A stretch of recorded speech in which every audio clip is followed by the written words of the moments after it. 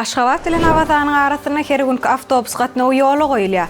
Avtomobil ulaq xizmeti, açık görünüş paydarlar cemiyeti Aşgabat avada, Aşgabat uğur boyunca iyiligiderli avtobus qatnağının başlanyanlığını ıqlan ediyya. Täze qatnağı şu yılın 25. mayından başlap, her gün yerine yetirilip başlar. Avtobusların paytahtımızdan uğramalı vaqtı ve yeri 20 saat 06:00. Aşgabatın demir yol menzilinin qoloyunnaqı avtolog durolğusundan. Avada milli siyahatçılık zoluğunun iza qaytmaq üçün olsa yologçular saat 13:00 Yelkenli köçesinden yerleşen 4 qatlı avtolog durolğusundan uğrap bilerler. Petekler halkara avtomenzilin, avtokombinatın ve paytahtımızın demir yol menzilinin kassalarını eyyem el yeterli. Bundan başga da raýatlara yeňillik döretmek maksadı bilen şäherara gatnawlar üçin ýürüýteleşdirilen ykjam goşuny arkaly online petek sargyd etmek hyzmatam el yeterlidir. Giňişleýin maglumat üçin ekranyňyzdaky telefon belgilerine ýüz tutup bilersiňiz.